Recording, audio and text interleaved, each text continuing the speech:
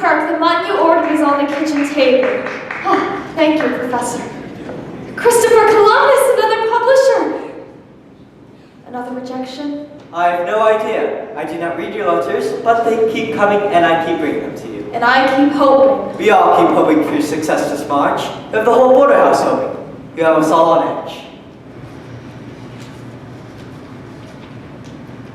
My dear Miss March, I read your story. Well, he's read it. Unfortunately, I found your tale tasteless and vulgar, not at all suitable for my readers. My advice to you. My advice to you is to return home and have babies. This is what a woman is made for. Sincerely, F. Purdue. 22. 22. 22 rejections since I've been in New York. They all say the same thing. Go home, give up. F. Putnam's an idiot. His words are stupid. F. Putnam is one of the most powerful publishers in the city. You cannot lose faith this March. There'll be someone who likes your stories. I'm certain of it. Professor Baer, is it possible I could read my story to you? I would so respect your opinion. Yes, of course. Actually, it's one of my best. It's a mean and stormy night. The moors are bleak and bloody. Thunder claps. Lightning strikes. The fair bristle, her clothes in disarray, races across the wild coastal heath. Now she stops. Now she runs. Will she escape? Will she be caught? With bold determination, the villainous aristocrat, Braxton Prendergast, lurches for her. There's no escape. She's but a child, and yet she turns to fight with eyes ablaze. This noble girl needs his gaze unafraid. She will not be defiled. Keep away from me, you wretch! I cannot keep away. Your beauty draws me. Your passion ignites me. I've got to hold you. I defy you. Got to have you. I defy you. Come close. Don't come too close. Come close. Don't come too close. So close, so close to me. I'll have her. And the mother too. And at that moment, Rodrigo appears in magnificent splendor. Unhand now, woman villain. Who are you? I am your destiny, your bitterest foe. You stole what was rightly mine 10 long years ago. You left me cold, alone, and crushed, and now I am back to settle the score. Miss March! Tell me, what exactly is your writing? Blood and gut stuff. It's all the rage. The magazines and periodicals are full of it. Violence and seduction on every page. Read Shakespeare, read history, read the newspapers. It's getting late. Perhaps we should pursue this some other time. No. I want to know what you think, Professor. Blood and gut stuff? Is that what you think the world wants to hear? If I've learned anything from you, Miss March, it's that you are unique. Something you should try not to forget. I think you could do better. Better? And who are you anyway, an aging German professor close to 50? I'm 34. 34? Really? Well, you look a lot older. Well, I worry a lot. And just what do you worry about? How to avoid such conversations as this. Now, I will go to dinner. Since you have been here 6 weeks now, is it? You scream, you rant, you upset the whole order of this boarding house. I'm a serene and peaceful man. You're aloof, you're arrogant. Arrogant? Miss March, I spoke my mind as you spoke yours. Obviously, it was not appreciated either side. Obviously. My stories were a great success in Concord. Better than what? Better than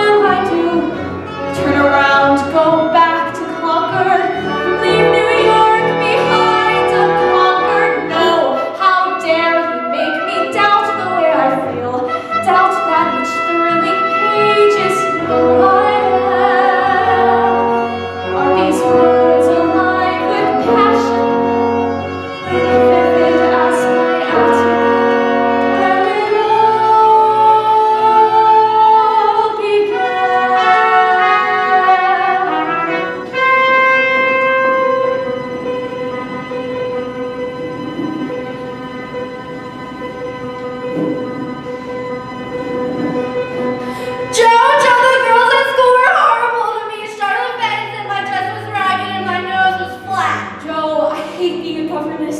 I should be meeting eligible young men. It's going to be a dismal Christmas. I was father away the money for presents. Meg, Amy, Joe has a surprise for us. Or was I better when I was home? Listen, everyone.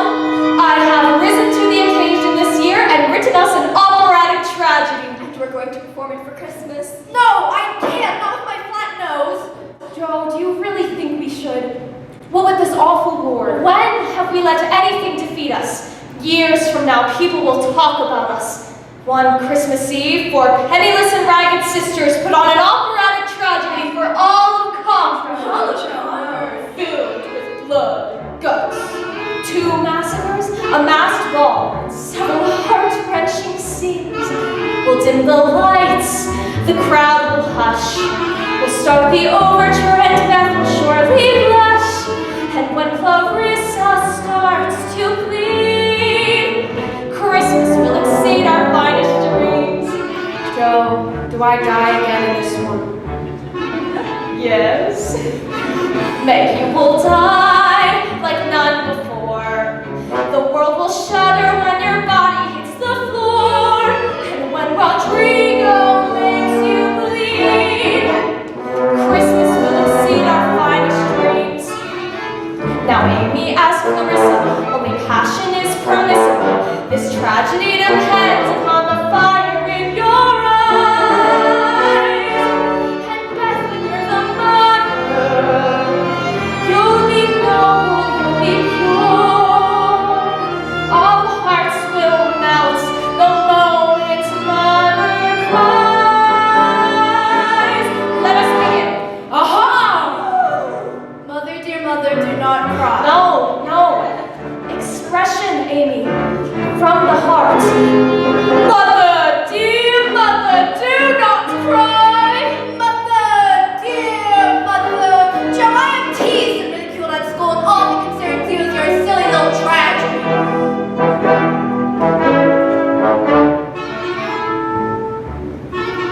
I know you're tired. I know it's hard. But we will triumph when Rodrigo yells our no. Our success is guaranteed. Christmas will be thrilling. Christmas will be gory. Christmas will exceed our finest dreams. Joe, I made an important decision today. As you all know, I've been writing stories for years with much satisfaction, and people seem to like what I write. Love it, Joe. Absolutely. So I decided I'm going to become a world-renowned writer. I shall write great books and earn barrels of money and give you all everything you ever dreamed of. Oh, no. But we must promise to remain just as we are. Solid, like a fortress. No matter whatever happens, it must always be the 4 March sisters. Forever! Forever! Come, let's rehearse. Mother, dear mother, do not cry. Me or no one. No one.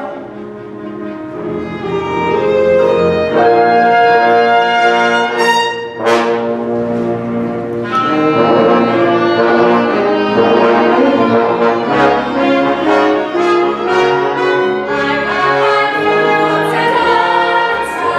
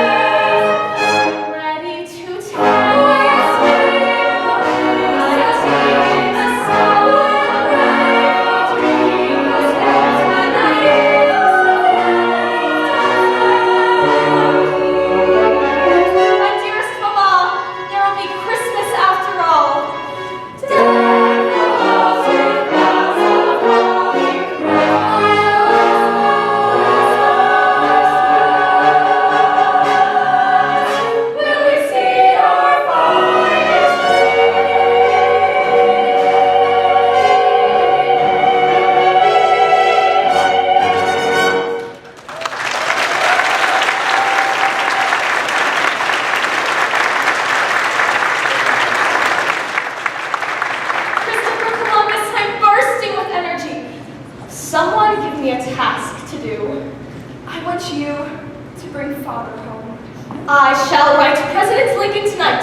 Another. I want you to get Annie Moffat to invite me to her St. Valentine's Day ball. I'll wring her bloody little neck if she doesn't. Another. I want you to get us a Christmas tree. Rodrigo will go chop one down immediately. Where? There. Across the road. But that's on Mr. Lawrence's property. You'll go to prison for it. Prison? What care I for prison?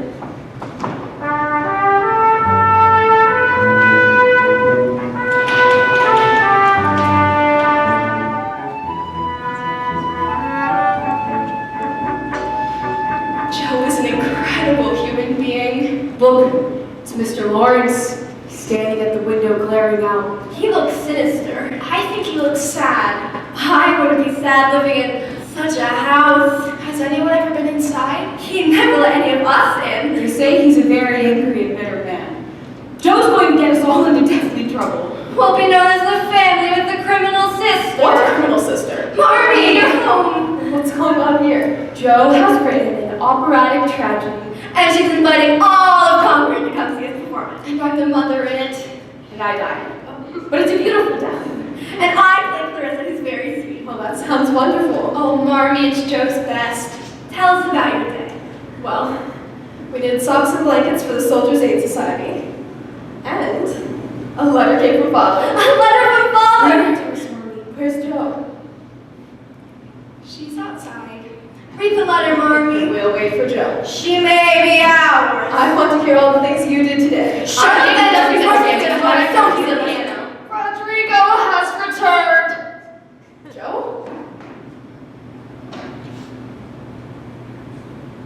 Marmy, Where did you get that tree? I borrowed it from Mr. Lawrence. Joe, you did. I took it for us, Marmy. You'll take it back immediately. Take it back? That's like bringing back a chicken after you've chopped off its head. Do let us keep it. It's Christmas, Mom. No. Destroying someone else's property? Well, we could give it to the Hummels. They do have so little. Good. The tree goes to the Hummels then. Now what about Mr. Lawrence? What about him? Mr. Lawrence! Yes, Mr. Lawrence. You. Me? You chopped down my perfect Douglas fir. I should have you arrested. I'll make it up to you, sir. With what? I'll plant 6 more, 12 and I'll chop your firewood for a few days. weeks. And I hope such an incident never happens again. You ruined my day. He loves his trees. My name's Theodore Lawrence III. But everyone calls me Lori. I've come to live here, in Concord. I play the piccolo. I can sleep standing up. And I won a medal at school for holding my breath nearly 3 minutes before passing out. I think it was terrifically daring of you chopping down grandfather's tree. Still. Well, goodbye. Oh, Theodore Lawrence III. Would you mind delivering this tree to the Hummels? No, I don't mind at all. He doesn't mind. Just point me in the direction. They live half a mile down the road, the red house with the broken shingles. Merry Christmas. Merry Christmas! Joe, you must think before you act on every whim. I just want us all to have a wonderful Christmas, Marmy. A letter's coming from Father. Christopher Columbus! Do read the letter, Marmy.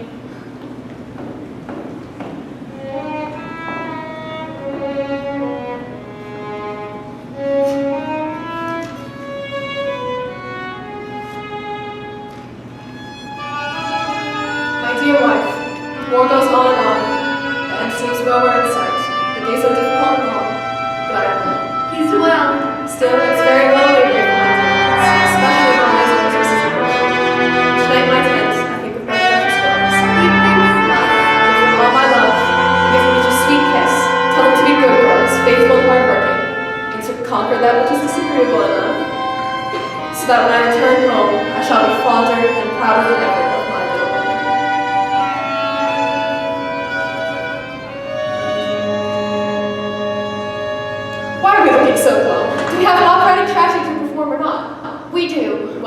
But we have work to do. There are costumes to complete, and we'll need an Olio curtain for you to paint. Can you perform something, Marmee? Do, Marmee. I'll write something thrilling for you with passion and daring. Yes, I will. We'll make this the best Christmas ever. We march from it are invincible. Well, come, let's get to work. I'll get my paint. I'll look for costume for Marmee. I'll design the handbill. I still don't know why we couldn't have kept the tree.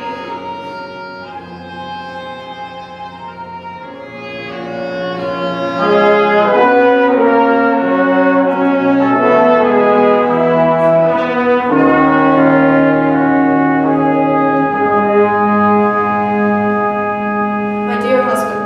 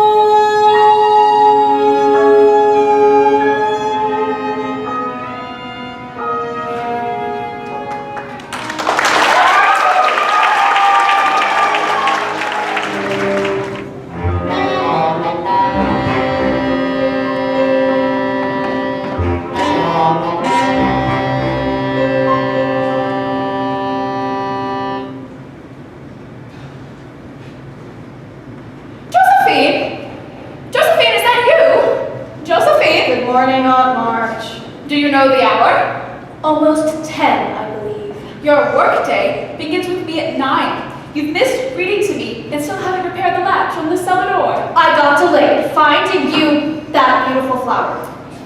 Don't trifle with me, Josephine. You are dawdling. I wasn't dawdling. I was writing a story. You are what happens to a girl when she has no father. I have a father. Never here when you need him. Now my nephew has the audacity to be an army chaplain when he can't even support his own family. Listen to me, Josephine. You are on the verge of womanhood. Christopher Columbus. And look at you. You go about writing senseless stories, constantly trying to save the world, and you can't even save yourself. I don't need saving. There are many pitfalls a girl can head into, and you are headed towards all of them.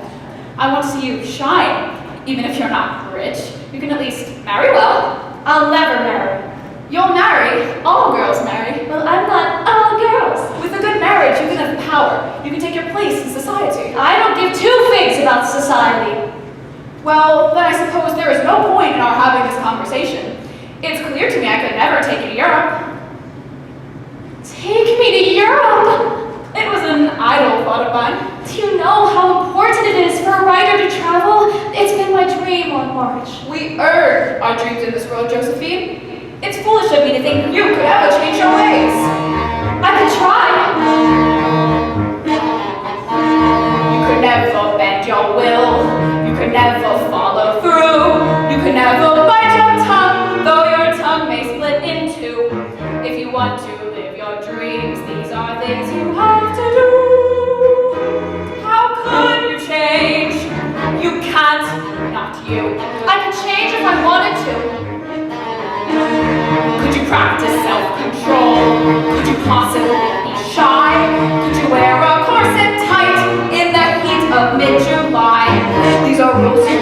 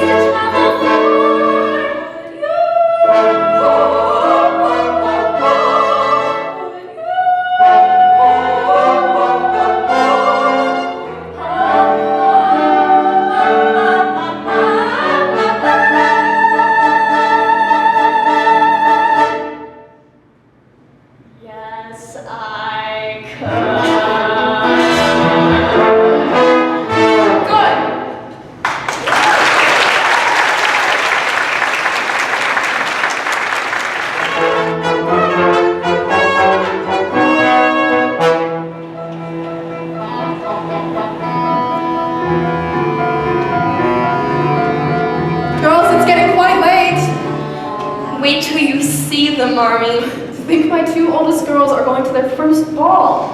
Next year it'll be you, Beth. Me? You think so? Babe, I can't go. Meg, why not? Look at me. Every girl in Concord my age has been to a ball. And I've never even worn a dress like this. Anything like this. I wore that very same dress to my first ball. And it didn't look half so good on me. Margaret March, you've been dreaming of Annie Moffat St. Valentine's Day Ball for months. You can't walk away from it now. I'm not built for gowns. You look very alluring. I think the word is alarming, Marmee. Meg's the beauty. Look at her, she'll be the most sought-after girl at the ball. She doesn't want to go. Meg, what will I do when someone asks me to dance? Just smile and say, I'd be delighted, Delighted, then offer him your hand.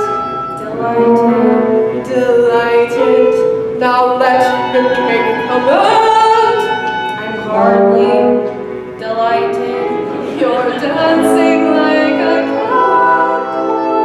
No, I cannot dance tonight. I'd be delighted when you go. The music is entrancing, exotic, hypnotic, the sound of romancing. Delighted, Delighted, and some of them are glancing. people everywhere. Elegance to spare. How can I be sure they'll like me when I'm there? I can see you dancing all night.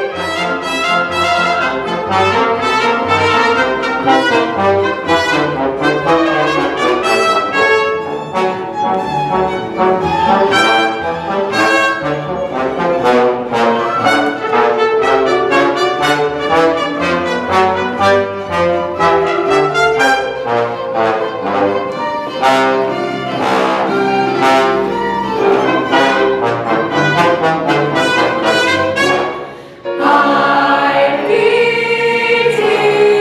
delighted, delighted, so glad we were invited. Completely delighted, who paid the coachman order. Delighted, provided success has been decided.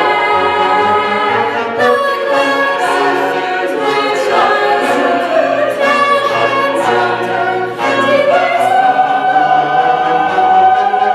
which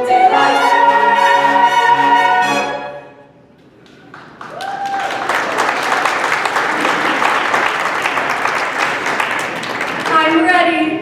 Amy, what are you doing? I'm going to the ball. You're what? I found this old dress and it almost fits. It was mine. I know. All it needs is a pretty sash. Besides, why shouldn't I go? Because you weren't invited.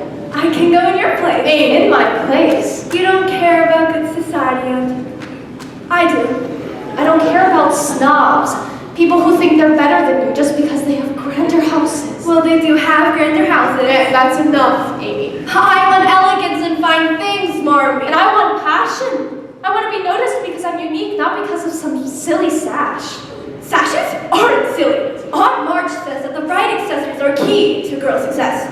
Besides, I never go to a ball with scorch marks on the back of my dress. What? As big as yours. Amy, stop it. Beth, get my sewing basket. Joe hates balls. She should stay in her musty old attic and write her dreadful little stories. My stories aren't dreadful. Nobody reads them and nobody likes girls. Well, I like them. In fact, I'm sending this one off to a very prominent New York publisher. And he'll hate it. Enough, Amy. There, Joe. It's barely noticeable. We have to go. Yes. And I'll tell everyone how sweet you were to give me your beautiful fair. Good night, Marmee. Beth. If anyone calls for us, we're at the ball. Good night, everyone. Girls, have a wonderful evening. Amy, think about what you said, and when Joe comes home, you can apologize. Now come, girls. Get ready for bed. Amy, Coming.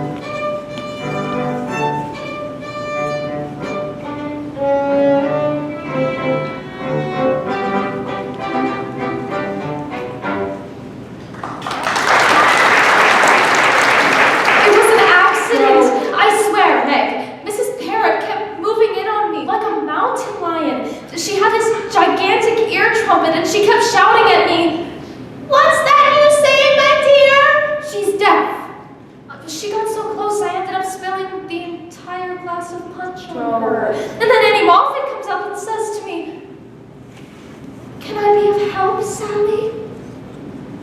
Sally? Who's Sally? I think it's her daughter.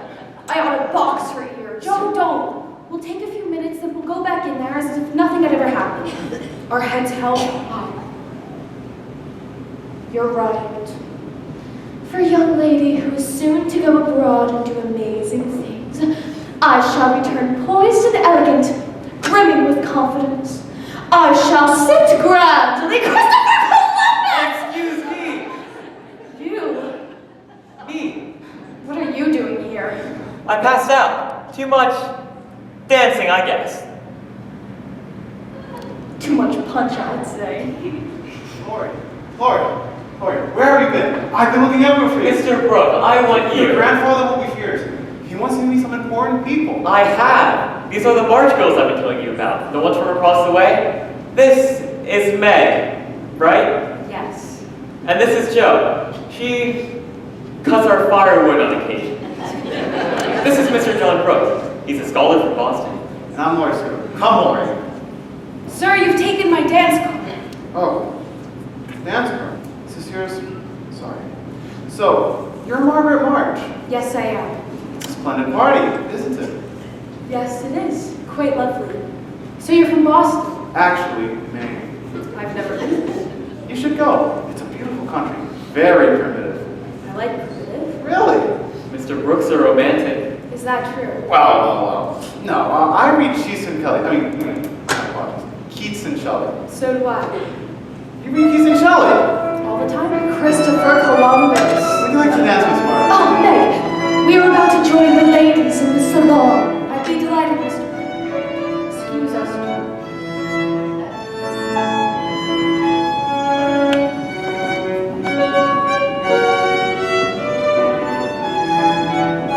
Did you see that? She just... What is it with you and that smile? You make me beat. Well, you look ridiculous. You're looking very fetching tonight. Fetching? Really? So tell me, when you're not attending balls, what do you do? I write blood and guts stories. I make extraordinary plans. I'm going to Europe. I'm going to meet famous writers and revolutionaries. So what about you? What do you do? Marmee says you're all alone in the world, no mother or father. That must be awful for you. It's not awful. I've got a cranky old grandfather. And I've got a cat. And I've got... What? Well, I was hoping to say you. Me? You don't have me. I know I have no right, but sometimes late at night, I watch you in that attic, pacing back and forth like a maniac. I've never met a girl like you, anyone at all like you. This is very nice, such a lovely party. The music sounds so thrilling. It makes a person feel like dancing. I'm very good. I won a medal for dancing at school. I don't dance. Besides, I've got a patch on the back of my dress. A patch? Let me see. No, no! I like it. That patch can start a whole new fashion. You dance with me tonight, and I guarantee that by next spring, every girl in Concord will be wearing a patch on her dress. We could do 100 things, do anything you please. We could fly on golden wings across the 7 seas. I'll bet we get a camel through any all if you'll take a chance on me. You're a lunatic. We could catch 1,000 stars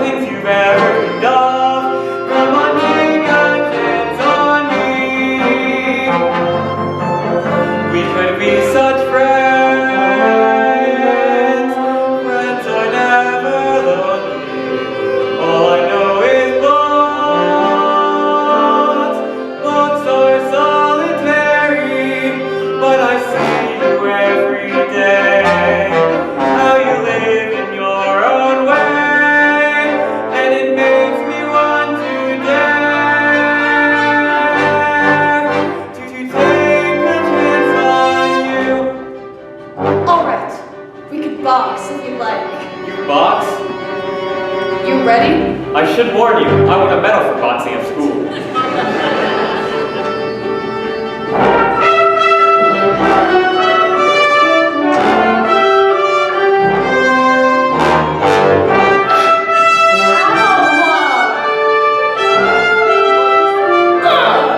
So that's how you win medals. You cheat. We could live out a million dreams, but only if we dare you win. We could go to such extremes. There's so much we can share. We'll circle the world, doing all we've ever dreamed of, and we'll live in our own way. And I'll see you every day. We'll be the best of friends. When you take a chance on me.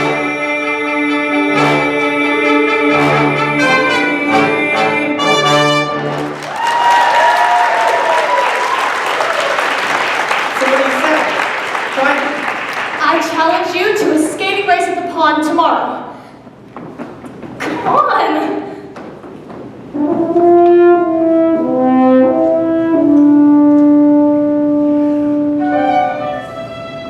We'll circle the world, doing all we've ever dreamed of. 'Cause she'll take a chance, yes, she'll take a chance, finally take a chance on me.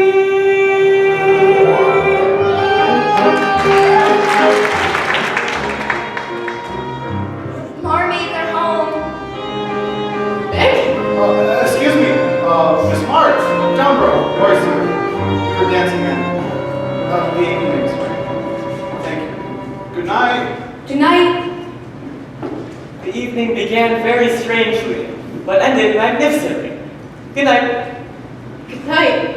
Can you walk on it? It's nothing, Marmy. Tell us about the ball. Oh, I tried to do all these ladylike things that went unnoticed, Marmy. Except by Mr. Lawrence's grandson. And poor Meg no one even asked her to dance except that pompous Mr. Brooke. He danced divinely. I had a wonderful time. Actually, I had the best time of my life. I may have left here a girl, but I came home a woman. Oh, woman? What is she talking about? Meg? That's just Meg being silly, Marmy.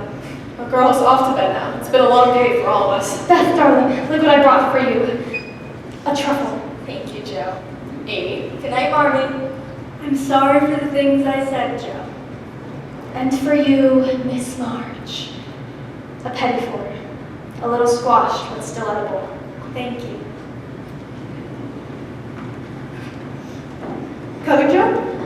I just want to put the finishing touches to my story, Marmy. Well, don't be too long. See that the fire's out.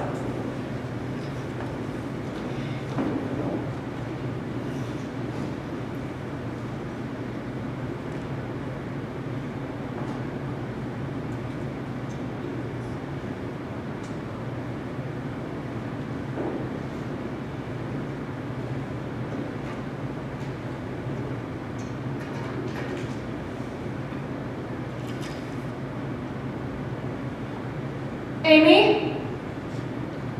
Amy? Amy, where are you? Amy! Joe. Amy! Joe, what is it? Amy, what did you do with my story? Nothing. What did you do? I was working on that story day and night. I burned it. You what? And I'm glad I did. I ought to choke you. Joe, no! Go on, I bare my throat to you. Girls, back to bed now. What has got into you both? She burned my story. Amy, what did you do? She deserved it. Joe! No, Amy, she did not deserve it. You did an intolerable thing. Marmy! You destroyed what meant the world to Joe. Joe has everything. What do I have? I wear dresses with patches. I write a story that my sister burns. You could have given me the invitation. The invitation was meant for me. The time will come, Amy. No, my time will never come. I'm always forgotten. I'm always last. That's enough, Amy. Now both of you look at me. I cannot demand you to love one another, but I do demand you live together with respect. I hate the way I look. I hate this nightgown. It's mine. I want something that's mine.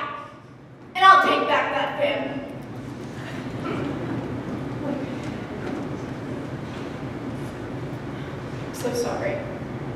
It's not your fault. Though you did give birth to her. Can't you see she wants to have what you have? She's just a child, Joe. She's not just a child. She's a demon in a child's body. If I could bring your story back, I would. My writing is everything to me, Marnie. It's who I am, it's my future, it's my passion. That passion's still in you. It's still there, Joe, believe me. I'll never forgive her. You're not wrong, Joe, to feel anger. But if you build a wall between you and Amy, the one person you can end up hurting is yourself. And I couldn't bear that. Try and get some sleep. I can't sleep. I won't.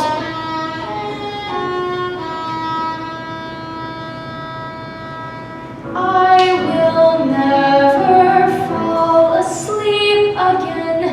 Not for decades, no, not even then. My life was in this story.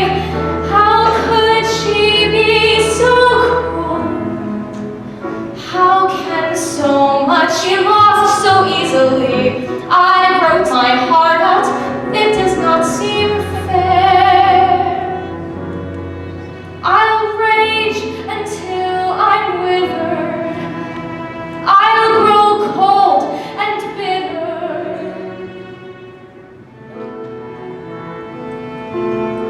Carlotta. Carlotta, the mad woman in the attic, creature of gold. I like this. A spinster, rejected by the world, changed her appearance, yes.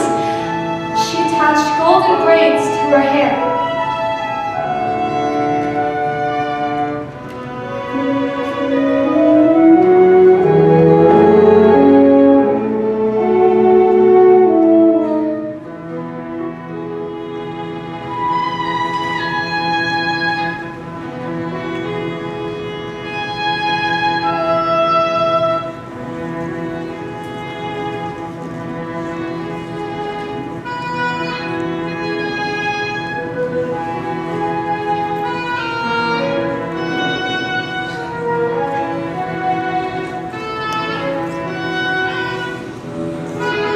How long has it been snowing? Joe! Joe, come skating with me. The pond is still frozen enough. The ice is magnificent today. Joe, come. Lori, I'm finishing a story. Finish it later. Come race with me. I want to win one race before the winter's over. I'll give you a 2-minute head start, 2 minutes? and I'll still beat you. Go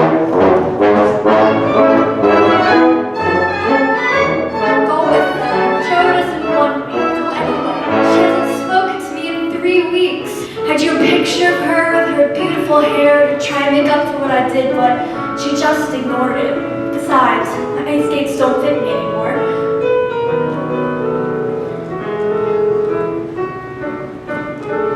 Take mine. Can I really? Thank you, Beth. I hope one day I can be sweet like you. You are sweet. Watch where you're going. Sorry, Mr. Lawrence. That piano sounds terrible. It needs a tuning, sir. Where is my grandson, Lori? I'm sure he'll be home soon. The boy's missed 6 lessons, fallen behind in all of his work. I have strictly forbidden him to associate with this family. Why, sir? Because a man needs an iron will, he's to succeed in this world. And this family will only soften him. Which one of the dreadful little March girls are you? Dreadful Beth.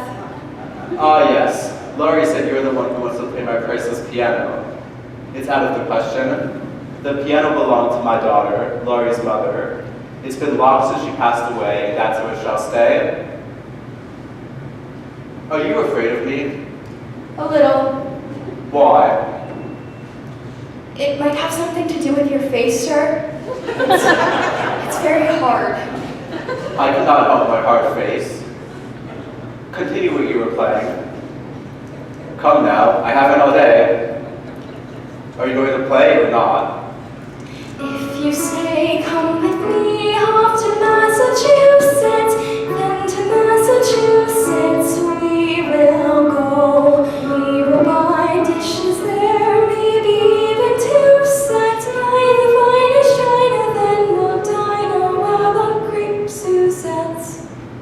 Well, go on. We will build motorboats off in Massachusetts, there in Massachusetts by the bay. Put them together and wait until the glue sets. What's the matter now? I don't remember the rest, sir. While we wait, we'll pogo for the folk along the parapets. Off, Massachusetts, yes, we're off. where the shops are sweet. We will play minuets off in Massachusetts, Boston, Massachusetts, Beacon Street. If you If say, you say come with me, then to Massachusetts we will go. We will buy dishes there, buy the finest china, then we'll dine around our cream Suzettes. Off to Massachusetts, yes, we're off to where the shops are sweet. We will have roaring birds off in Massachusetts, Boston, Massachusetts. Boston, Massachusetts, we Boston, Massachusetts, we believe.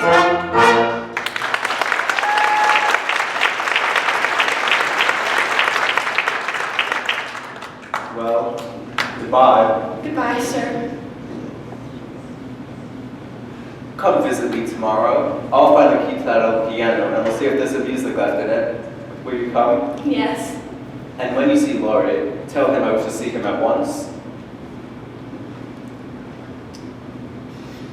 Meg, what is it that Mr. Lawrence was here? He invited me to his house to play his piano. Beth, he's really not as horrible as we imagined. Meg! Beth! Amy, what's happened? She fell through the ice. She was skating by the bridge when suddenly the ice gave way. I got to her just in time. She's careless. She's rash. She just wanted to be with you. Here. I was skating so beautifully. You don't think. You know you're not supposed to skate by the bridge. Everyone knows the ice by the bridge is dangerous. But you didn't want me skating near you, Joe. I love your stories. I tried to write one to make up for what I did, but I couldn't think of anything to say, so I drew that picture of you with your beautiful hair And my big mouth. and you just ignored it. You skate recklessly. If it wasn't for Laura, you could have been killed. Maybe it would have been better if I... No, Amy. You must never talk like that. When the ice broke underneath you, all I could think was, I could have lost you. Then go on, Joe. Forgive her. See how much she's changed. See her sweet I side. think she deserves another chance. Everybody stop it. I was devastated when you burned my store. I didn't understand how you could do such a thing. Promise me. Promise you'll never think of me as an enemy, but a sister who loves you. I promise, Joe. The March Sisters. Forever. Forever! Lori. Lori, who saved Amy and made this day possible, I want to declare before everyone, before the world, that on this day of forgiveness and joy, that you, Theodore Lawrence III, who has valiantly lost all contest to me, I declare you our brother. The brother we never had. Swear to us your greatest oath of loyalty.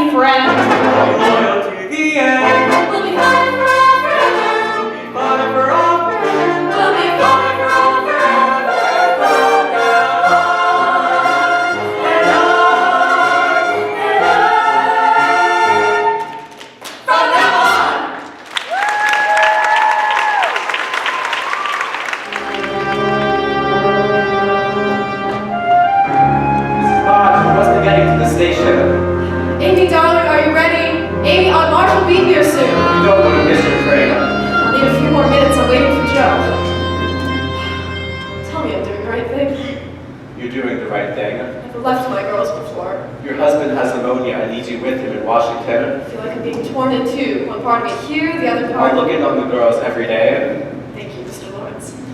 I'll just take this to the carriage. Good morning, Beth. Good morning, sir. I fixed your basket of food. Thank you. Amy's almost ready. She's packing up half the house. Where is Jo? I sent her to Aunt March's hours ago. She should have been back by now. I'll go find her. Here's the shawl Father loves so much. Marmy, please don't make me go to Aunt March's house. It scares me. Everything's so old in it. I drew this picture of you with apple blossoms in your hair, the goddess of spring. It's for Father. Is he going to die? Oh no, Amy. I'll see to it that he recovers. But go get the rest of your things. Marmy, I'm sorry, I'm so late. I did get the money though. Thank you, Jo. I know how difficult it is for you to ask Aunt March. I didn't ask her. I couldn't.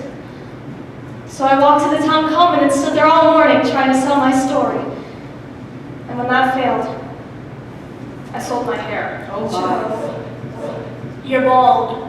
I'm not bald. But your hair was your best feature. She looks beautiful. Now Marmy will have enough money to get to Washington and stay with Father as long as he needs her. Here, $25.27. I threw in a few coins I had stashed away. You shouldn't have done this, Jo. I'm so Disappointed? proud. It was a very courageous thing to do. Thank you, Jo. The carriage is ready, Miss March. Jo, you look different. Mrs. March, you must hurry if you want to make it to the train. I guarantee that by next summer, every girl in Concord will be wearing her hair. Lori, come, let me hold my girls.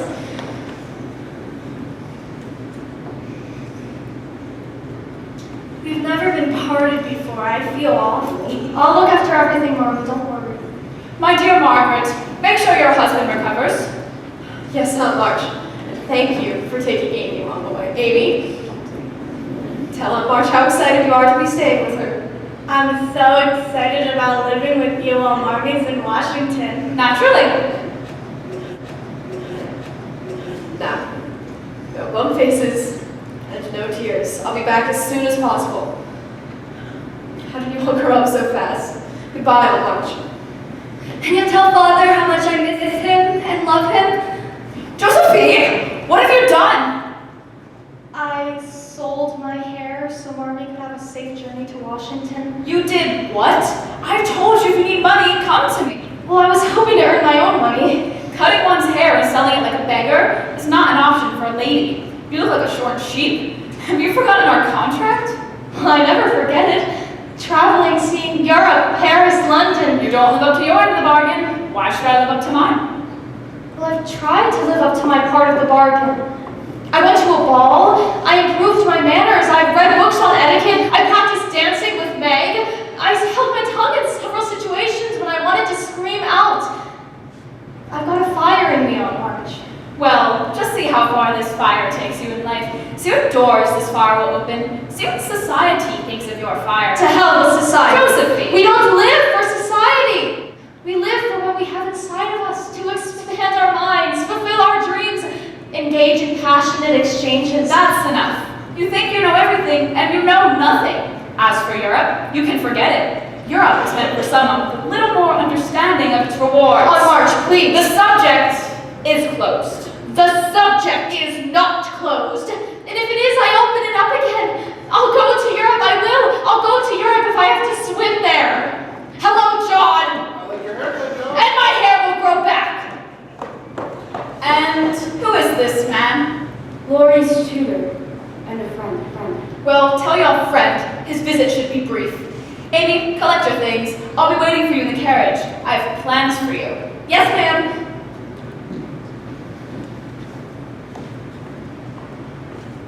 John, what have you done? I enlisted. I couldn't stand by any longer. Your own father's in the Army Hospital in Washington. I have friends who'll never return. When do you leave? Tonight. Meg. Margaret. I'm not a rich man, and I'm not particularly handsome. You're very handsome. Really? You think so? Well, I'm not the wisest man in the world. You're very wise. Thank you. Meg. Margaret.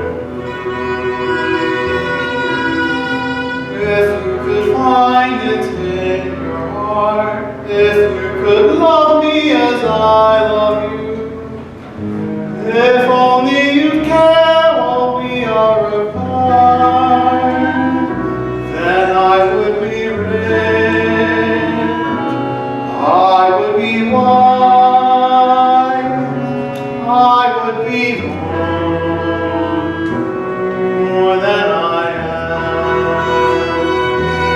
Wait for your return. Wait one more hour. If you will wait while I am gone, if you'll imagine me here with you, if only you'll care if I carry on, then I could be strong, Why must you go? I could be brave, I could be more than I am. If you will say you love me enough to marry me, I will come home and love you for all of my life, and I will be more than I am. Say yes, make me more than I am. I'll marry you tomorrow. I'll marry you today. Come home and I love you for all of my life. I swear to you now with all my heart, I swear I will love you as you love me. From this moment on, we'll be apart. I will be more I will be more than than I am. If forever I am loved, and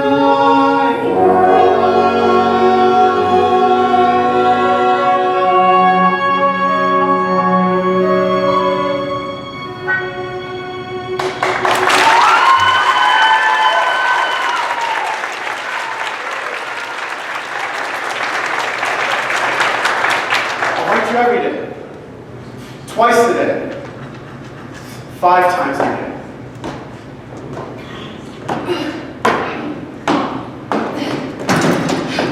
It's settled. What? We'll all go to Europe. Why shouldn't we go? Here we are, young women on our own, taking care of ourselves. It's time we looked ahead. We'll save our pennies. I'll get a real job. Joe. I worked out our itinerary. We'll go to Spain first, then to Madrid, then to Rome, visit the Vatican, have an audience with the Pope. It's a wonderful idea, isn't it? Joe, I'm engaged. John proposed and I accepted. Meg, that's so romantic. Engaged. Meg's engaged. Have a big wedding. Aunt March says they're very fashionable. Amy, Aunt March is waiting for you. I'll come visit you later. Bye, everyone. What about our promise to remain together? We made that a long time ago. I've changed, Joe. You've changed. I haven't changed. I'd never make a promise one day, then break it another. Our word is everything, Meg. I love him. So you love him. I'm talking about us. We're all alone now. We only have each other. Our future as a family is at stake. You can't turn your back on us. I'm not turning my back on I you. told you I'm going to become a famous I writer. know. I'll give you everything you ever dreamed of. But if she loves him, Joe, I do.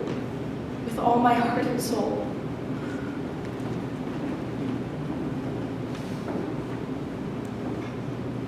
I've lost Meg.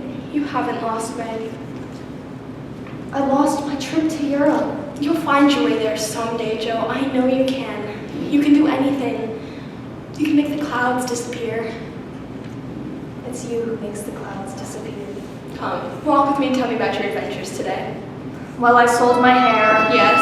And before that, I stood in a common, and when no one paid attention to me, I cried out, "Joe March is here!" Then I recited my story. Carlotta, the mad woman in the attic.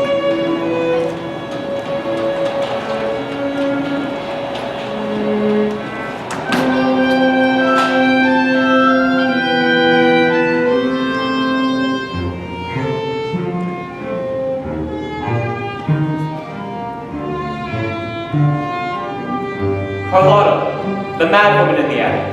A creature of gall, a spinster rejected by the world, hungry for blood, rose from the dark. Joe March! Her eyes were beady red, her hair ghastly white. Joe, it's your best friend Theodore Lawrence III! And her fingers clutched with rage as she went into the wretched night. Lori,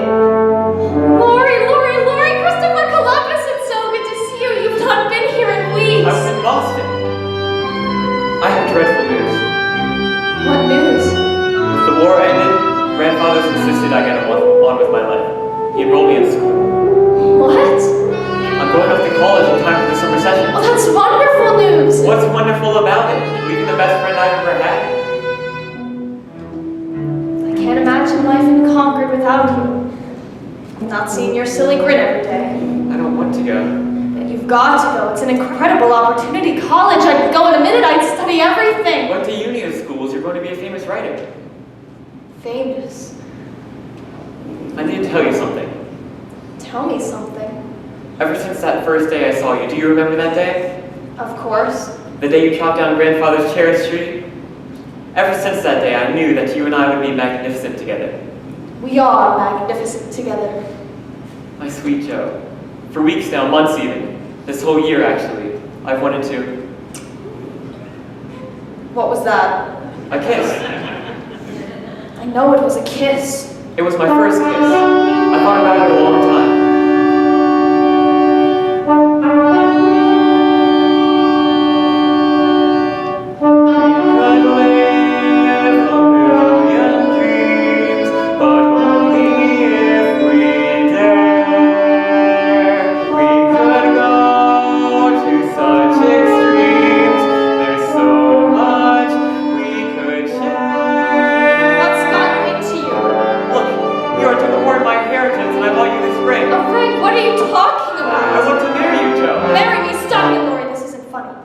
Saying the words over and over in my head, marry me, marry me. Have you gone mad? I love you, Joe, and I want you to be my wife.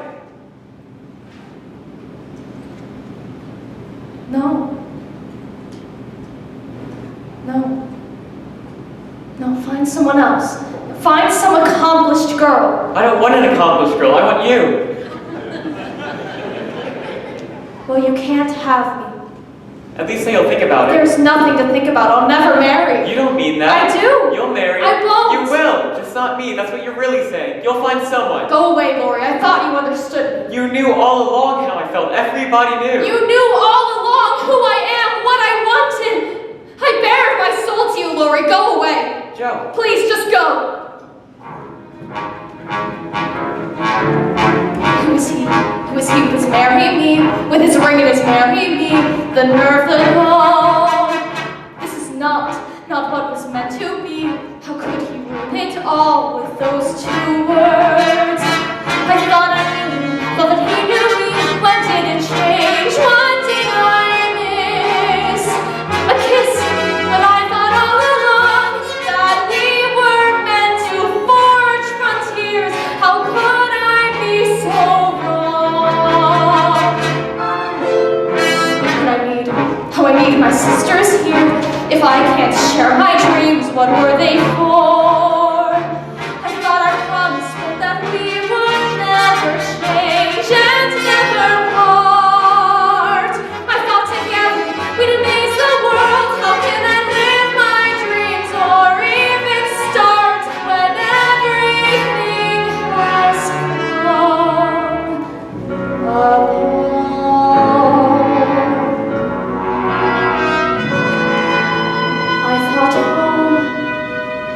Was all I'd ever want.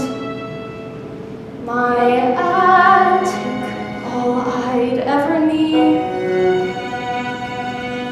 Now nothing feels the way it was before, and I don't know how to proceed. I only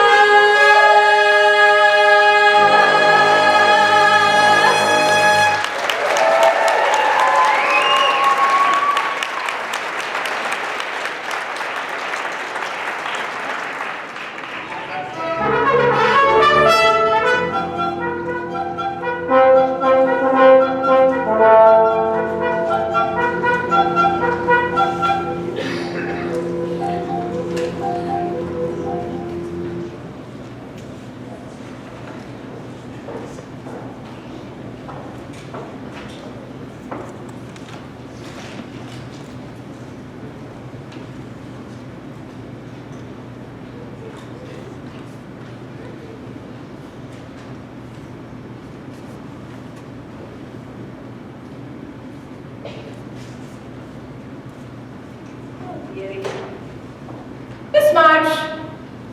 Has anyone seen Miss March? Oh, Professor, have you seen the whereabouts of Miss March? No, Miss Kirk, I have not seen the whereabouts of Miss March. Helga! Do we have enough sheets for the new boarders?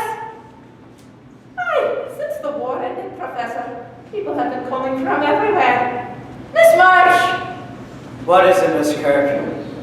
Miss March received a telegram.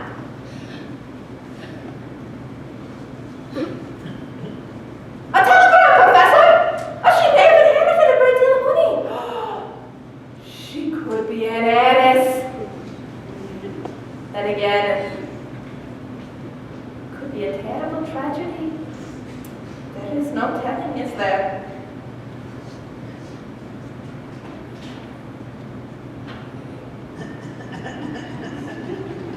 As her good friend, I think you'd be concerned for her.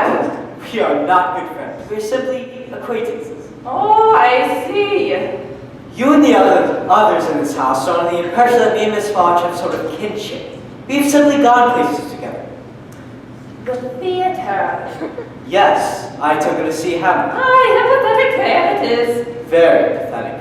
And I gave her 3 German lessons. 3? That many?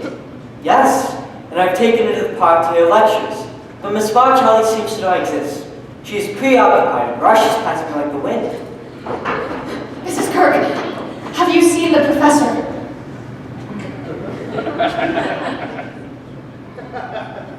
Aye. Behind you, darling. Ah, Guten Tag. Guten Tag, Miss March. The word is Tag. Guten Tag means good day. Well, I know what it means, but when you taught it to me, you said Guten Tag. I would never say take. Well, I'm sure you did. Well, I'm sure I didn't. All right then. Guten Tag. And it is a very Guten Tag, a wonderful Guten Tag, Professor. I have some amazing news.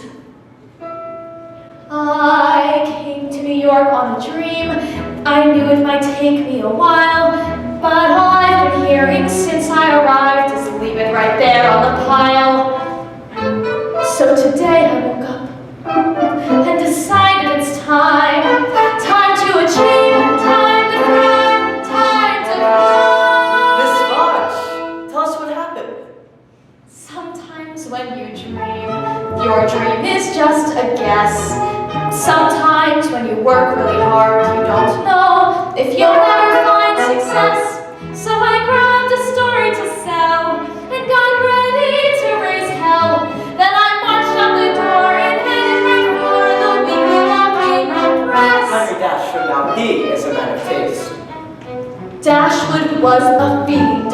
He sneered at my distress, tossed my story high on a stack, but I was determined I would progress. I said, sir, I'll wait while you read, but alas, he disagreed. So I jumped on a chair and read it right there at the weekly Volcano Press. What? Keep away from me, you wretch! I cannot keep away. Your beauty draws me. Your passion ignites me. Ah, it's the one with all the heart, the blood. That's the one.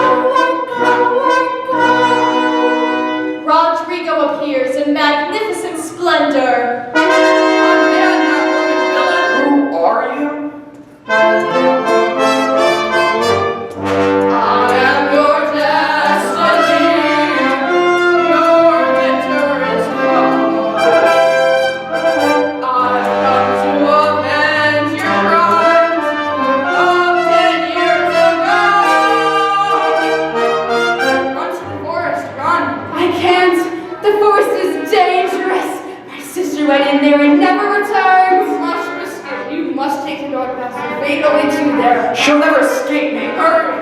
On guard! Go now.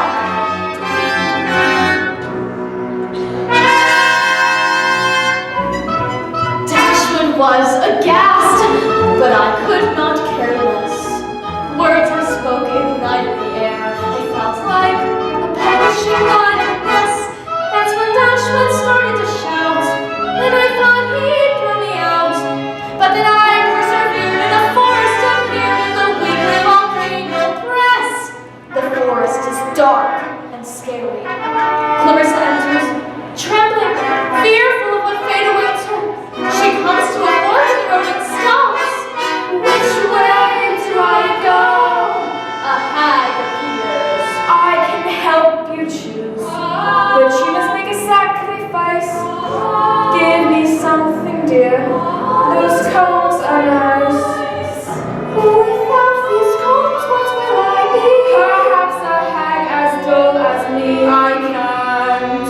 You'll never know your destiny unless you give up vanity. I've got to know. Please show me where to go. Your fate awaits you there. The path is perilous. She avoids swamps, loses her footing. Her shoes tumble off. The sleeve of her dress gets caught on a twisted limb. She comes to wild rapids and can go no further. How do I get across? A troll appears. If you want to cross, you must pay me.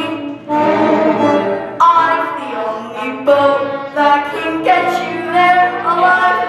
I see you wear a necklace that holds a pretty jewel. My price to get across is what you wear around your neck. Oh, how its glitter makes me drool. I've nothing left but this.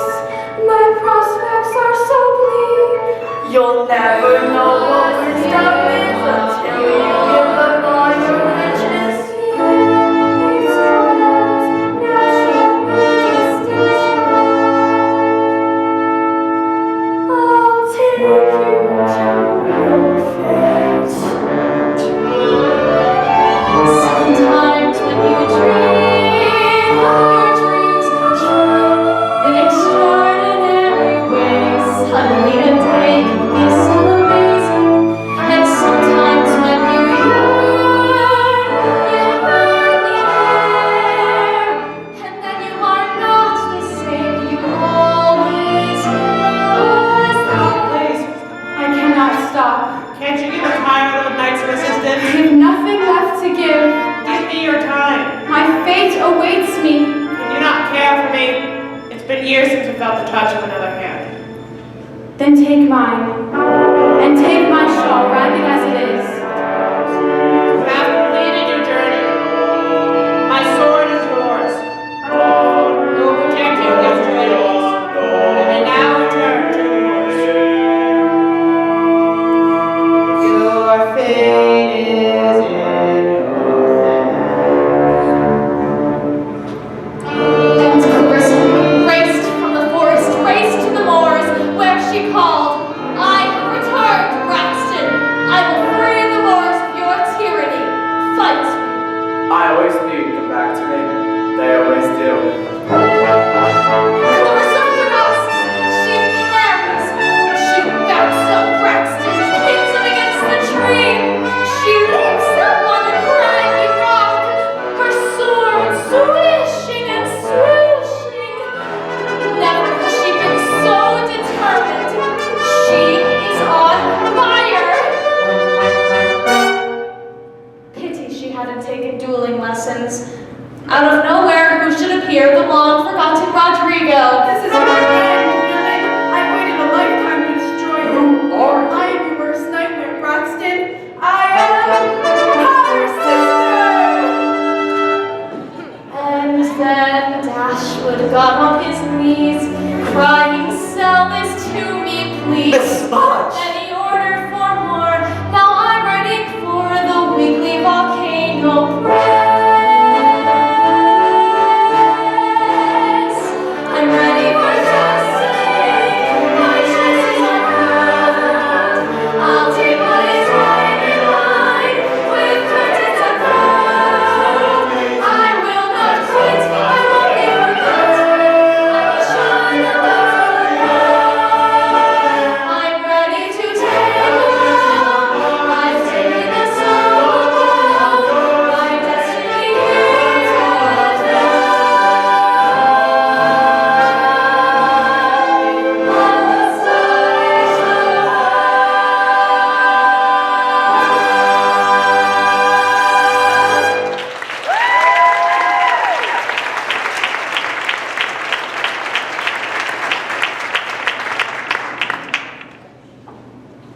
Congratulations. I am, what is the word?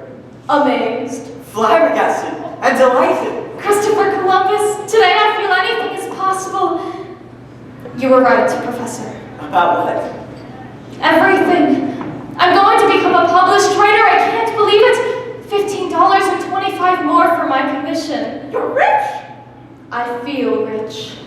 Do you dance, Professor? No. Neither do I. But today I could.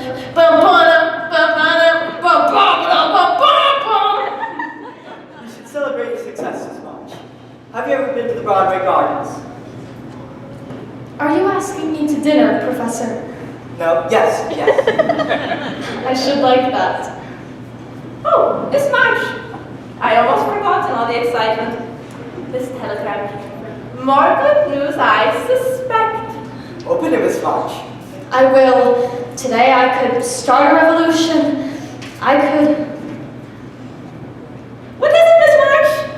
Is it not good news? Dear God, no. My sister Beth has contracted scarlet fever. She is gravely ill. I must go to her immediately. Oh, I'm sorry, dear. Sorry for you and your family. Is there anything we can do? No, thank you, Professor. Mrs. Kirk, tell your girls. They'll be fine. Tell them to keep reading. I will. Thank you both for everything. Miss March, I would like to accompany you. Accompany me. Yes? You should not travel alone. I traveled here alone. I'm not afraid, I'll be fine, but thank you. Miss March, you will be back? Of course I will. And Miss March, feel good. Yes. I need good luck.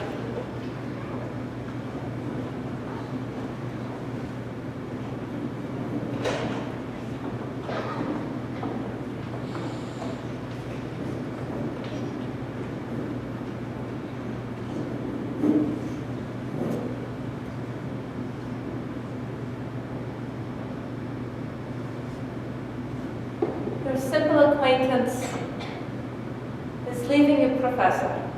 Yes. Time to get up, Mr. Felix. Feet off that sofa.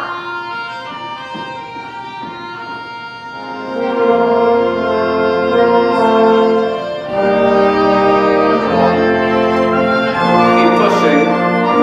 Heavy piece of wood, isn't it? Light as a feather, sir. And Beth knows nothing.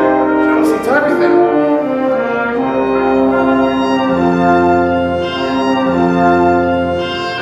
There, that's it. Yes. At last it's found a home. Excuse, sir. I'll let Joe know. John, wait, the flowers. Oh, it's magnificent. Mr. Lawrence, you shouldn't have. But I did, and enough on the matter. Joe. She's ready. It's in place. Meg?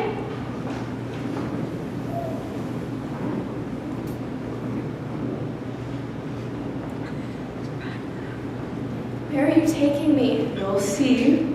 Is it Amy? Is she back? It's not Amy and she's not back. Well, then what is it? Patience. There. Mr. Lawrence?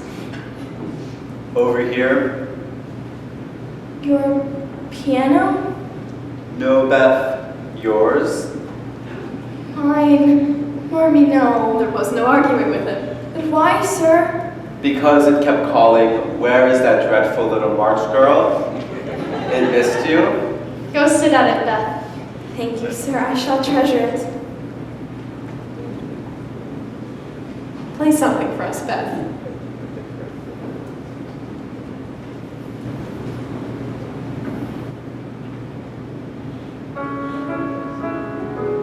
I forgot to tell you, I received a letter from Laurie this morning. He had been in New York. Laurie was in New York? Didn't he come to see you? No. I'm sorry, but he was in such a bad way, moping about for weeks. I insisted he do some business for me, then go to Europe and enjoy himself. And guess who we met up with in Florence? Who? Amy and your Aunt March. Miss March, may I join you?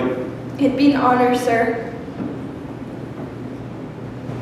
If you say, come with me off to Massachusetts, then to Massachusetts we will go.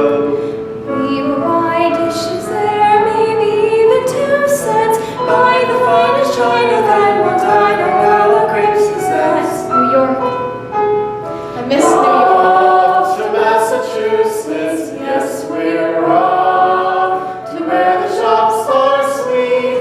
We will have no regrets off in Massachusetts.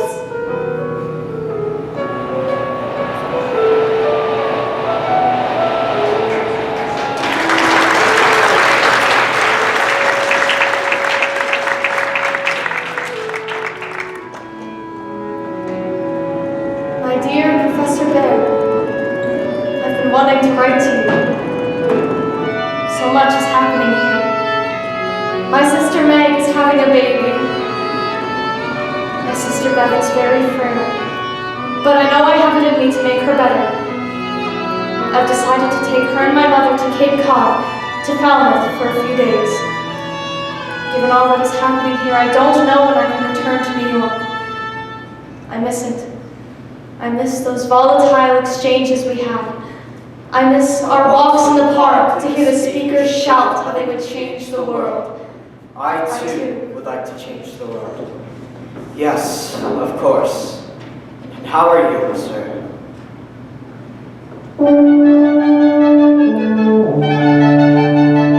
She asks how I am, and so how am I. My days are the usual days. I wake up, I go out, time goes by. My days are exactly the days I've lived since arriving here. In fact, how I am is amazed how this comforts me year by year. I work and I eat, life is muffins and jam.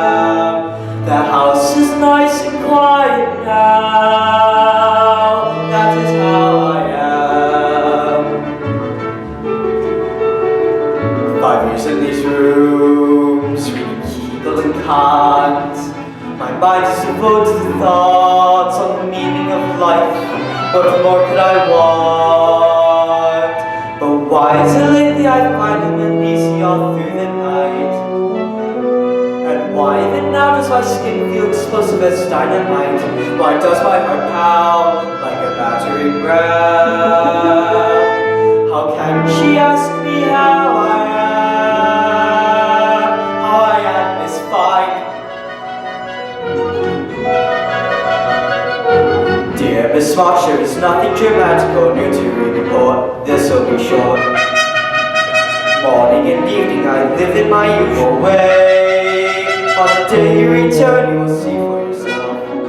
Tell me, Miss March, are you happy so far from the plague and the need of our turbulent street? Quite often I think of our days in New York. Though of course since you left I have been quite content. I wake in the morning and all that I hear is the absence of sound. Yes, my peace is disturbed, the ruckus is near as my thoughts swim aground. I wanted a life by myself in these rooms, but now all around me another life looms, who asks me to come and to go and to leave me like that. And now she expects me to send her a note with the words of my smoke that would stick in my throat, who asks her to change how I live, how I think, how I am.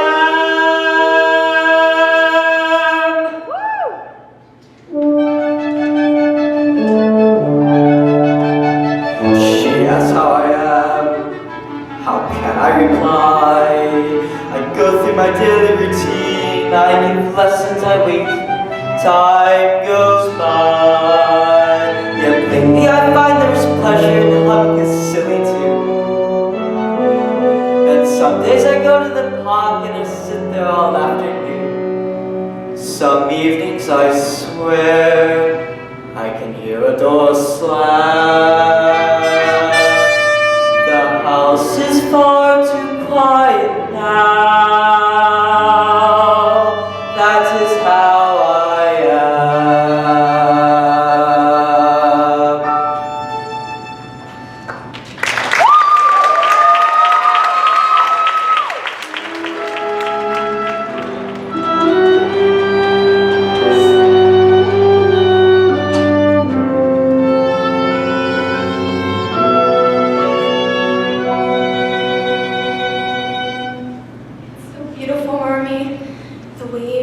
the shells. Oh, I think this one's 1,000 years old. Listen, Beth. Remember how we always used to talk about coming to Cape Cod? And now Jo, with her wee literary earnings, as she calls it, has brought us. I'm so happy to be here with you. But you must promise me, Beth, whatever's got a hold of you, you'll continue to fight it. Look what I bought. A kite for my Beth. Look at the tail. I told the man I wanted all the colors of the rainbow for my sister. It's the most beautiful kite I've ever seen. I shall leave you to. No, Marty. I'll go write a letter to Father and tell him how beautiful the Cape is this time of year. I love you. Oh, Beth, this is a dream come true. Come out of the chair. Help me put this kite together.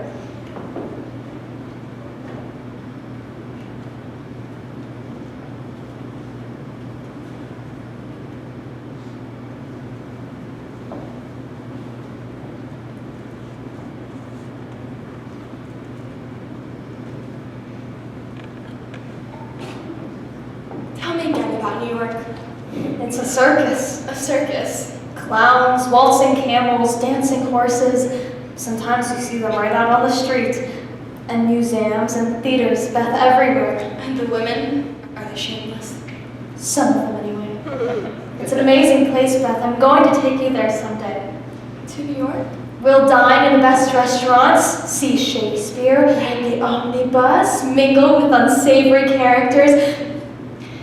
I have something for you, Jo. Mommy says this shell is over 1,000 years old, and I believe that once it had a story. If you put it to your ear, it talks to you. What does it say? It says, we grew up too fast. You're a woman of the world now, Jo. I'm so proud of you. When you were first born, not an hour old, I told Marvin. Beth is mine. Everyone has someone special in the world. And I have you, my sweet Beth. Give me a task to do.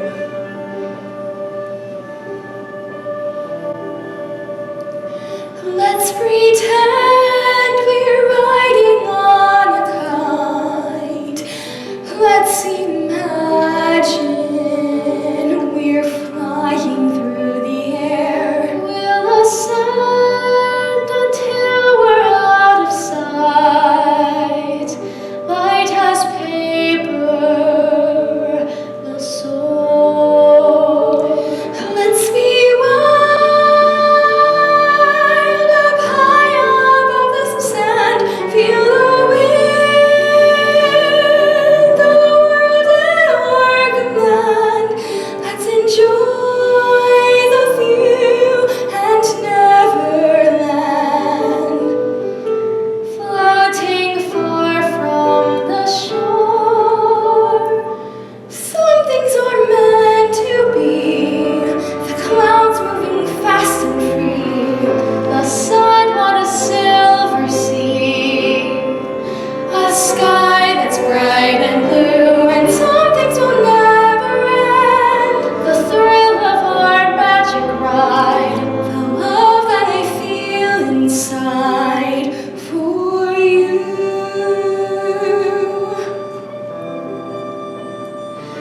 We'll climb high beyond the break of day.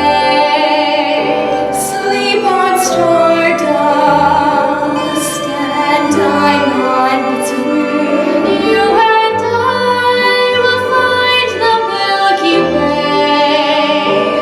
We'll be mad and explore.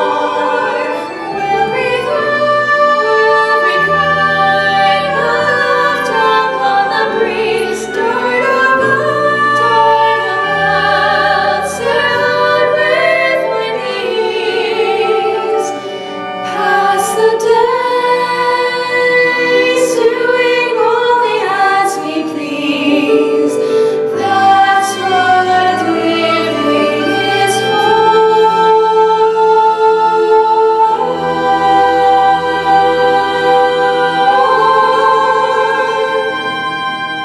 Can I tell you a secret? Anything. I never made plans about what I would do when I grew up. I and I'm not afraid to die. The hardest part, Joe, is leaving you. I won't let it happen. You'll get better, you will. Some things are meant to be, the tide turning endlessly, the way it takes hold of me. No matter what I do, but some things will never die. The promise of who you are, memories when I am far from you.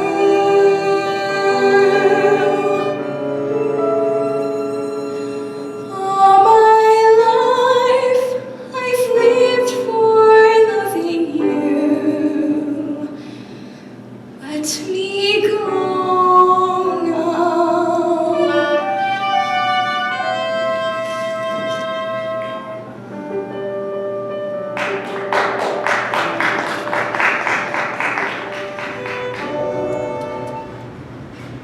Everybody, I'm home. Look at this house. Marty, Joe, We left it in shambles, and it's still in shambles.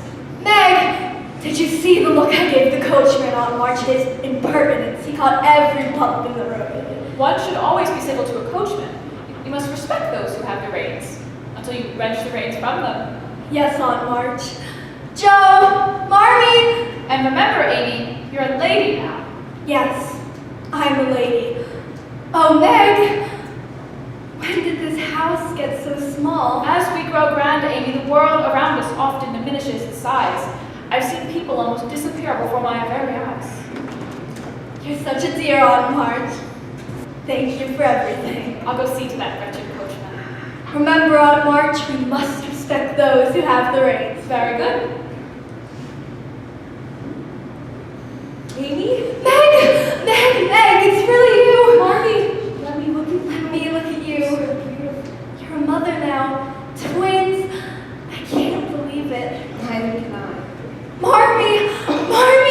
Amy, oh, my baby's home. Look at her, Marmy. You're all grown up. I am Marmy. I really am. I feel older. I'm sophisticated. You can't imagine all the experiences I had, and wherever I was, I'd think if only Meg were here, if only Joe, if only Beth, baby. I was so sorry I wasn't here to say goodbye to her. I cried for weeks. I couldn't stop. Aunt March said I was being unreasonable, but my heart was breaking not to be here with her. Beth understood. Joe. She said, tell Amy not to fret. Did she really say that? She was so brave to the very end. You'd have been proud of her. I bought her this metronome. The man said there wasn't another one like it. Where did we get this magnificent piano? Mr. Lawrence gave it to Beth. He's such a dear, isn't he? It's so good to be home in our dear house. Come, Amy, show us all you brought back. It's a king's ransom. I have so much to tell you all. I ate frogs, actual frogs, and how was John? Is he still romantic? Or so. I knew it. Men are so amazing. Almost everything. Lori! I hadn't realized you were coming back too. Yes, we all sailed on the same ship. You look different. Do I? I'm taller, an inch or so. It was so good of you to comfort Amy and Aunt March after our loss of Beth. When I heard the news, I was devastated. I didn't come to visit you while I was in New York. I wanted to. I thought No, of I don't blame you, Lori. I was horrible to you. I was so unfeeling. it. You said what you felt. No. Guess what? I sold a story. I knew you would. I always had that sort of faith in you, Joe. I know you did. You look different too, you know. Very distinguished. Really. I've missed you. I've missed you too. You know, I've learned something about myself. What's that? I was never meant to fly on golden wings. Who is? You, Joe, you were meant to soar. Me, I was meant for more mundane things. I decided to go into grandfather's business. I know it's the last thing I would have thought for myself, but the truth is, I'm sort of fascinated with the prospects. I shall be wily and shrewd. Lori, there you are. Amy, did you tell Joe? Tell me what? The most amazing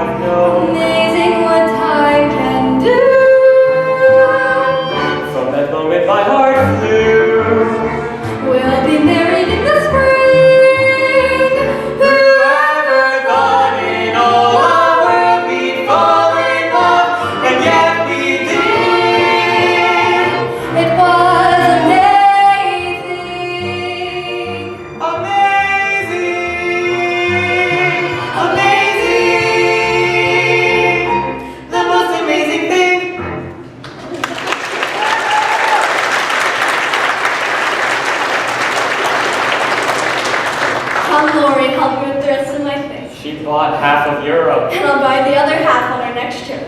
And later on, March wants to talk to us about proper wedding etiquette. Oh, Lori! Welcome to the family. Thank you, Joe.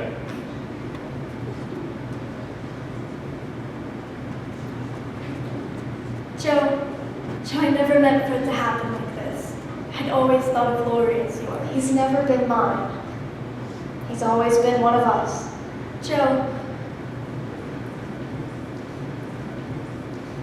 Joe, I brought this for you. It's a book of my drawings.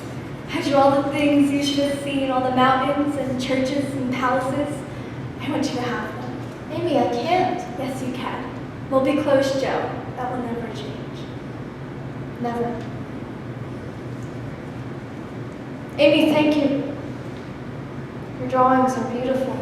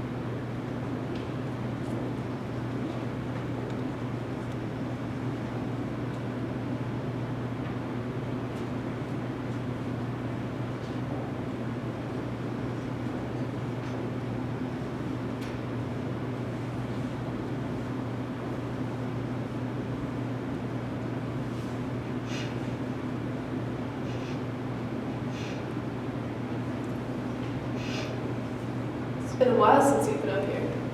I know. The room needs an airing and a dusting. I'll get to it. The attic used to be such a sanctuary for you. Whenever you were angry or disappointed, you'd run up here, bolt the door, and come back hours later so full of life. I haven't seen that Joe in a while. I can't write. I can't do anything really. You're right, in the past I could always come up with something. I was always so good at that. Beth would say, Joe can make the clouds disappear. I want Beth back. I never should have broken our promise. I never should have gone to New York. If I had stayed here, everything would have been different. Joe, stop it. You could not have changed what happened. No one could have done more for Beth than you did. How do you manage? How do you go on day in, day out as if nothing has happened? You think that's how I go on? You're strong and wise. How can I be like you? How can I find your strength? Don't make so much of me, Joe. I never dreamed of the sorrow. I never thought I'd have reason to lament. I hoped I'd never know heartbreak. How I wish I could change the way things went. I wanted nothing but goodness. I wanted reason to prevail, not this bare emptiness. I wanted days of plenty, but I refuse to feel tragic. I am aching for more than pain and grief. There has got to be meaning. Most of all, when a life has been so brief, I have got to learn something. How can I give her any less? I want life to go on.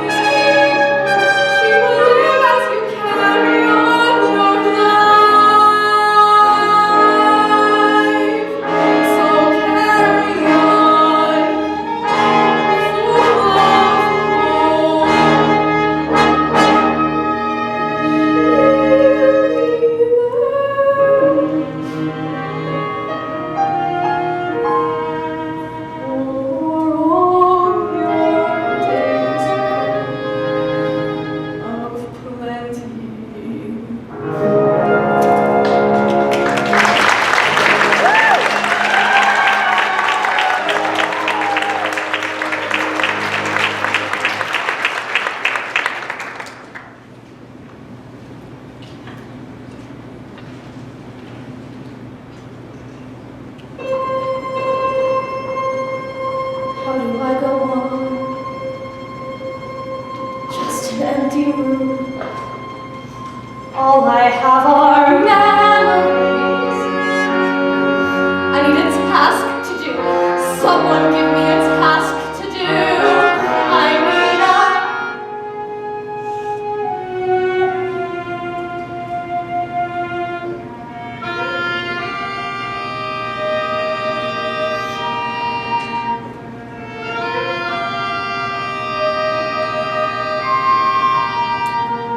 I thought that somehow we would always have forever.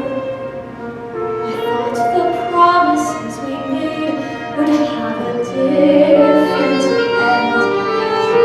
I thought the love we shared would keep us as we were. It was the fire within me.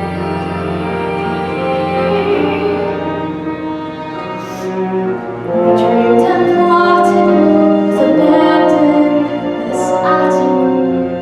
When we were gathered here, the room became our citadel. We were amazing then, my sisters and I. They were the fire within me.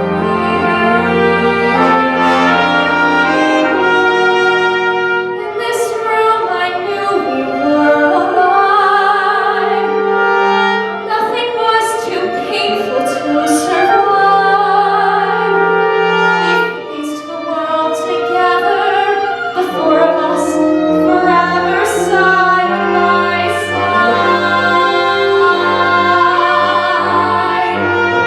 Everything I promised was for them.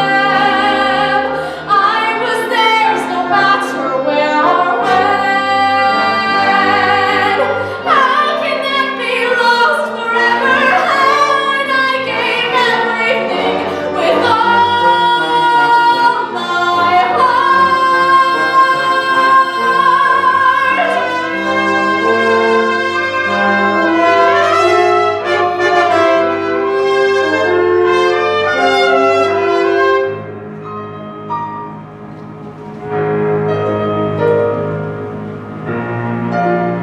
Several days before Christmas. It was several days before Christmas. The sisters sat about the parlor and grumbled about their fate. Meg, the oldest and most romantic, said, "It's not fair. Some girls have pretty things while we have nothing." "And it won't be Christmas," said Amy, with her usual pout. "And we haven't got father to read to us," said Joe, who yearned to travel and write great books. Only Beth, sitting contented, said in a tone so sweet even angels would have listened. "But we've got each other."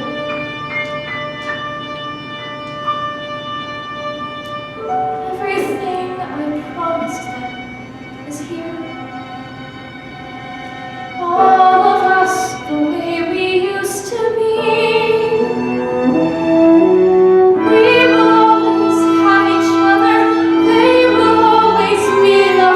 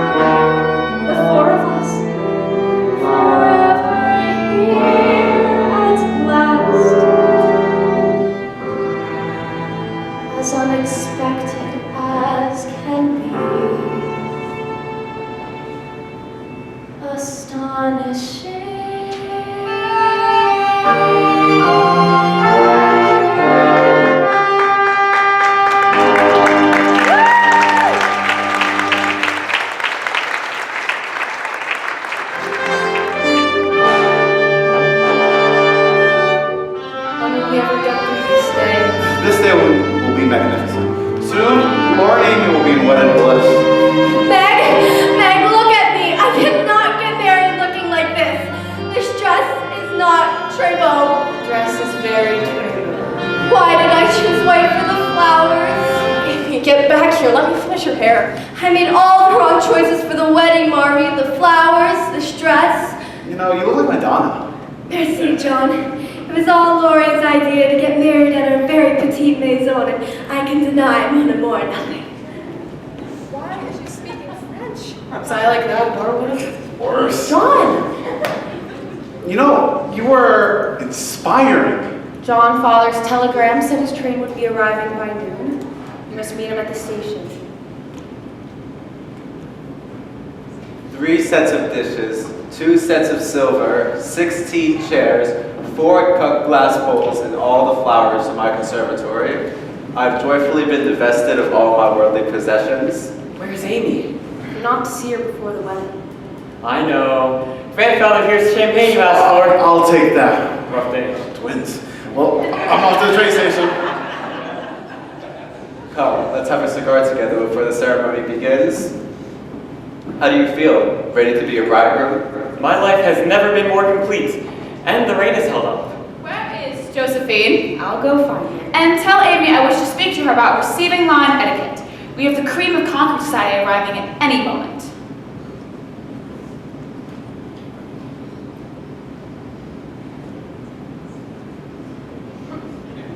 I understand you'd like to talk to me.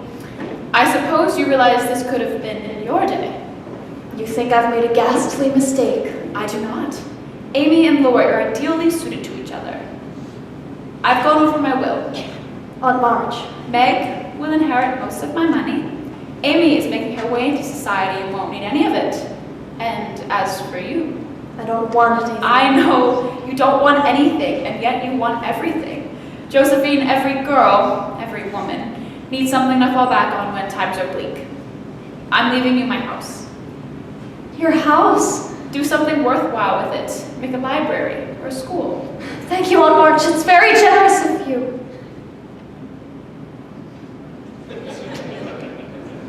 I don't like that dress. It was one of your old ones. Well, it looked better on me.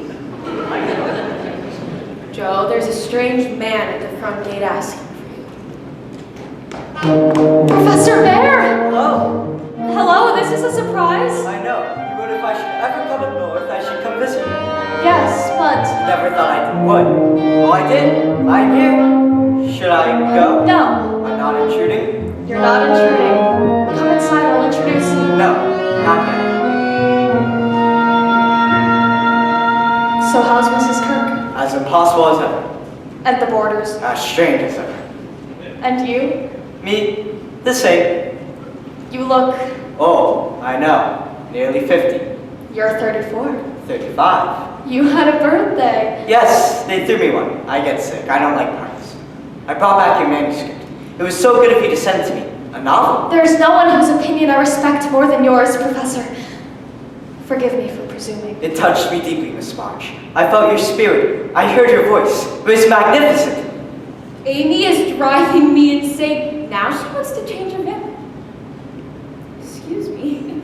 This is my sister Meg. This is Professor Bear. Ah, yes. I recognize you now from your sister's book. So you're the one she let me into.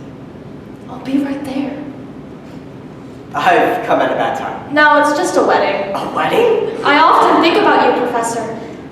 I wonder how you were doing. I bought a kite. You bought a kite? Yes. Soon after you left, I bought a kite and took it to the park. No, you're right to think I was old. I was old. No, I was. But since we met, something changed. Even my students noticed it. They go, Professor Bear, you're smiling today. Miss March, Joe, we are not at all alike. We have our differences. May I be blunt? Be blunt by all means. I think perhaps it looks like rain. The sky gets bluer by the hour. The water falls in little drops. That's why it's called a sun shower. Ah, and now it stops. You were about to be blunt. If I say rain, then you say sun. If I say yes, then you say no. It seems before we start, we're done. We even argue at hello. If I say share with me this small umbrella. I say, who cares if I get wet? We are as different as the morning and the night. No, we're as different as the winter and the spring. We always seem to fight. We disagree on everything. And yet, you make me smile, you make me laugh, you make me care. How can I explain inside my heart I feel a pain when you're not there? Though we are not at all alike, you make me feel alive. If we had that in common, that one small thing in common, love to be like a small umbrella in the rain. Josephine! Christopher Columbus. The guests will be arriving soon. I want the family gathered in the parlor. And just who are you? This is Professor Bear. This is my Aunt March. Call me Fritz. Fritz? Is that your name, Fritz? I never told you. No? Well, bring in Fritz. You were saying Fritz? When people discover passion, they've come up with something rare. This feather they have in common will shelter them anywhere. Though the rest may be rough, with such passion to share, I think they have more than enough, enough to make a marriage if we dare. You're proposing. No, yes. I do not mean today, or tomorrow, or even a month, a year, 2 years even. I'm a patient cat. I won't be sweet, won't be demure. This I prefer, this I adore. I'll speak my mind, you can be sure. I'll be enchanted to the If core. I say let me share this small umbrella, I'll say who cares if we get wet. we'll be as different as a husband and a wife. No, we'll be as different as a woman and a man. We'll fight our way through life. We'll disagree the best we can. And yet, You make me smile, you make me laugh, you make me care. How can I explain inside my heart I feel a pain when you're not there? Though we are not at all alike, you make me feel alive.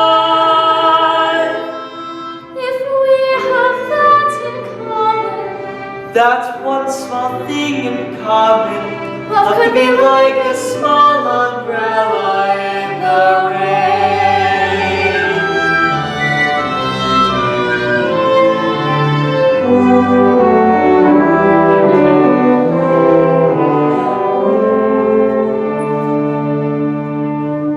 I have news for you. I showed you novel Henry Dashiell. You did what? I know it's wrong with me, but I couldn't resist.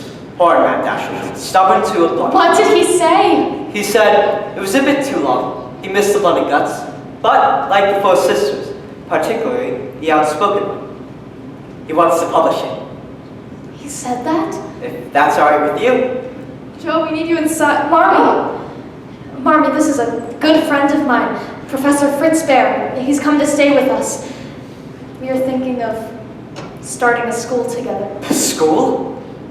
Not today or next week, but someday. Well, welcome, Professor. Come meet our family.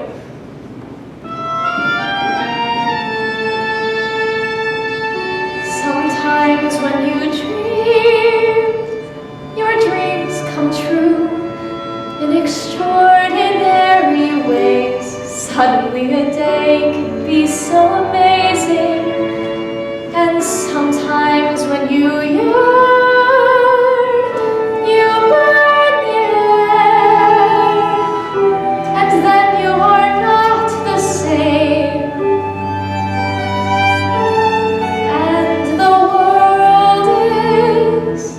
Joe, we are all waiting for you.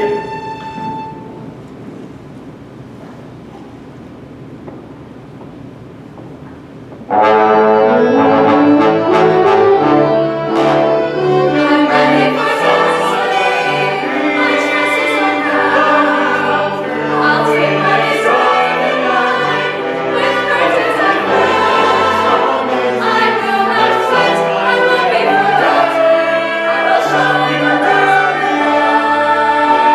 I'm ready to take a bow. I've taken a sound. My destiny is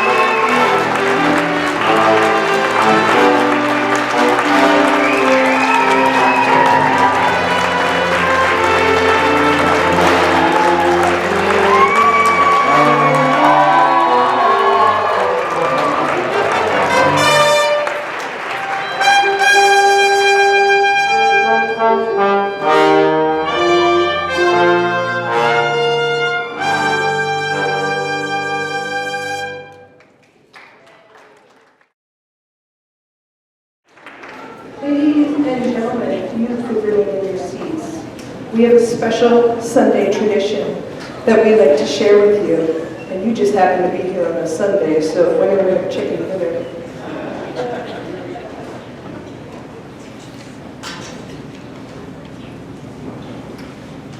We have 5 seniors this year.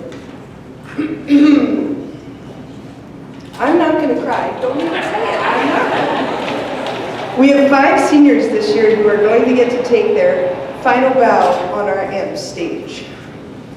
So, let's start off with Andrew Corbett. Andrew is a 2-year vet on our stage crew. He was with us last year for Music Man, this year for Little Woman. And he is a hero in his own right because we have that amazing basketball team you heard about who went to states last night. Well, those were 4 of our stage crew members, and Andy took on that side of the stage all by himself with the help of the cast. So take a big bow, Andy.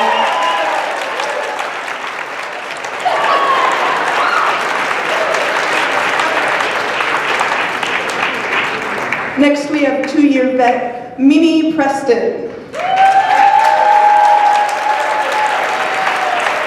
Mimi was on task last year as our constable in Music Man and in our ensemble and our night this year in Little Women. Go ahead, Mimi Preston.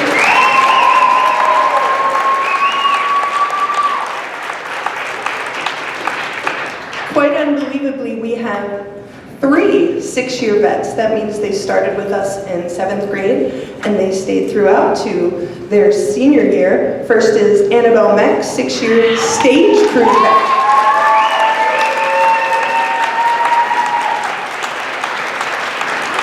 Annabelle started helping with beard applications way back on Fiddler on the Roof and then became curtain queen. So go ahead, Annabelle, take a great big bow.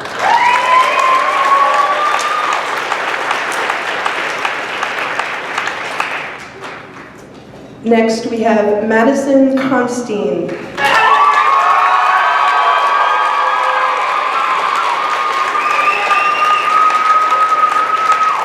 Madison is a 6-year vet who joined us on stage crew in 7th and 8th grade. She was right back in that corner as a spotlight, and she told the best story. She said, "I was so starstruck watching those amazing voices on the stage. I practiced and practiced, and I thought, I'm gonna audition." So she's had 4 years on stage with us and peaked senior year as our Marmee. Madison was a Nun and Sister Act, Lucas Beinecke in Addams Family, a Pick a Little Lady last year, and now our own amazing mama, Marmee March this year in Little Women. Take a big bow.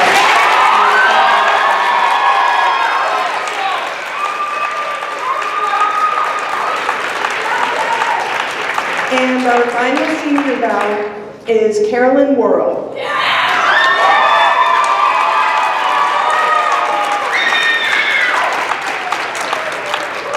Carolyn first stepped Finn onto the stage as a minnow for 2 songs in our junior ensemble of Little Mermaid. Then she was Matilda in Willy Wonka, a Nun and Sister Act, our bride ancestor in Addams Family, a Pick-a-Little in Music Man, and now our dance captain and the straight-talking Irish lass, Mrs. Kirk, for Little Women. Take a great big bow.